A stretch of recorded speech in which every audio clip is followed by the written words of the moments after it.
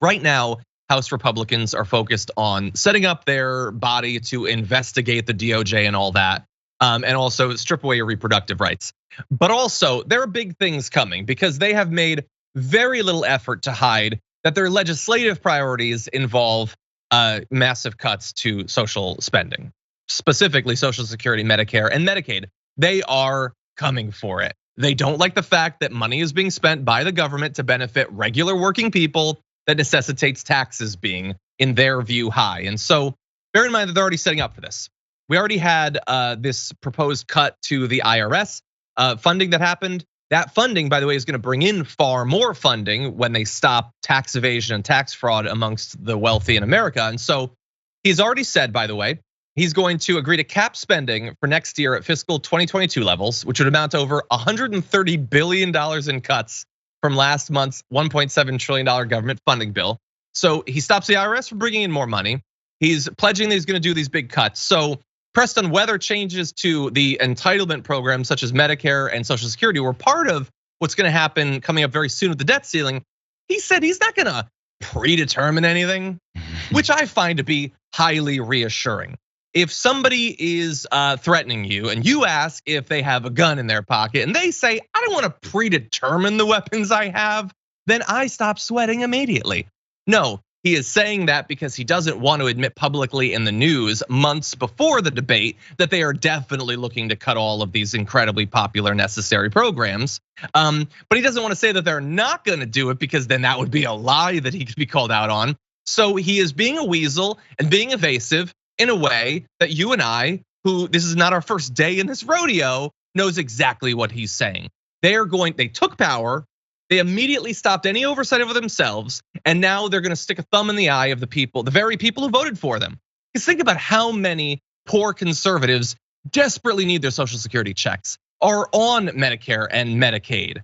And now they have voted in the people who are going to economically devastate them, but it's definitely coming. Jared, what do you think? So McCarthy doesn't want to predetermine anything. I want to focus on that part. So entitlement programs, Medicare, Social Security, which we know Republicans for a long time have been talking about wanting to get rid of, privatize, screw people over because they're being told by the folks that pay them to do this, or they just generally hate the American people. Whichever one, take the one you'd like. But when asked about it, he says he doesn't want to predetermine anything. This guy was hell-bent on being Speaker of the House for years, has been working on that. That's why the whole vote took so long. It's why those 20 or so holdouts did what they did, because they knew this is of utmost importance to Kevin McCarthy. Do you think someone who's had this many plans this far in advance to become Speaker and maybe even try to find a way to position himself even more in his party politically hasn't thought about this? He doesn't want to predetermine it. He's definitely predetermined it in his mind. And by the way, Kevin, if you haven't predetermined the way you can approach these things, since you're talking about the cuts so much, aren't you an incompetent piece of garbage?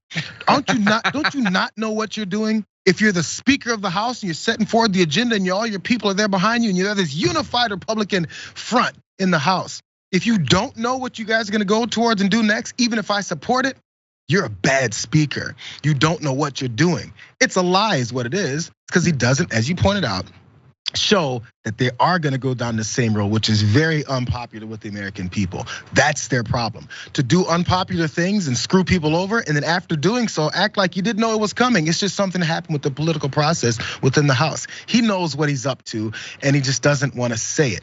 And until someone says, how is it that you're a competent human being and don't know what you're gonna do as Speaker of the House?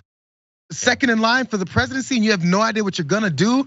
That's a big problem. Hey, anybody who works in a project at their work and your boss comes up and says, hey, yo, we have this thing that's happening. We're gonna get to this particular point by March. Do you have an idea of how you're gonna get to that point? I'm not gonna predetermine anything that's gonna happen in the future. He's like, get the hell out of here, you're fired. No, it's weasel behavior. He is a weasel.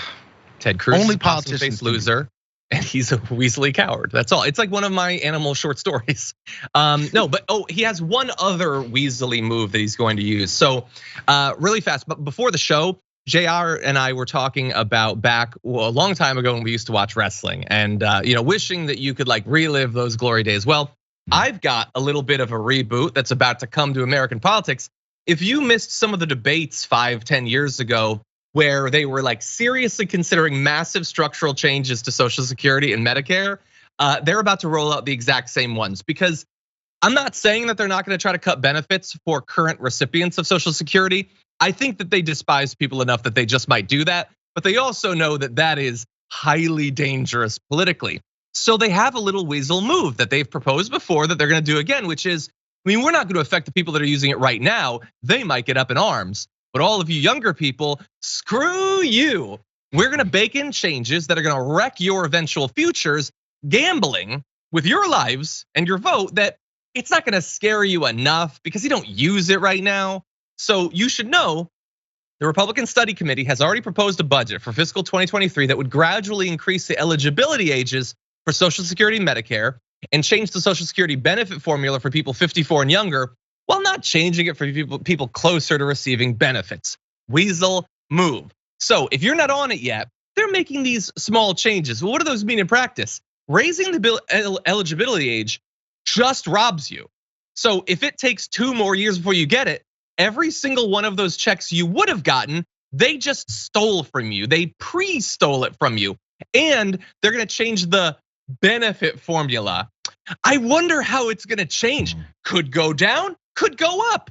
Who knows? Maybe you'll make more money. I wouldn't bet your future on it. They're gonna make you wait longer to get it, and they're gonna give you less money when you finally do. They're just hoping that you'll be too blind, dumb, or busy with life to react accordingly to it.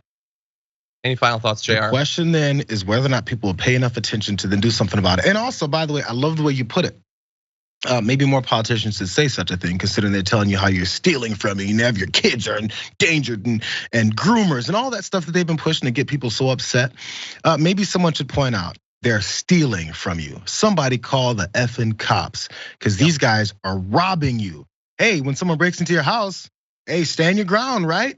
Hey, castle law, whatever the hell they talk about when they call it. What happens when somebody's in your bank account taking your money? Because by the way, which I think someone pointed out, which I say all the time too, hey, this is our money. Yep. This is my money.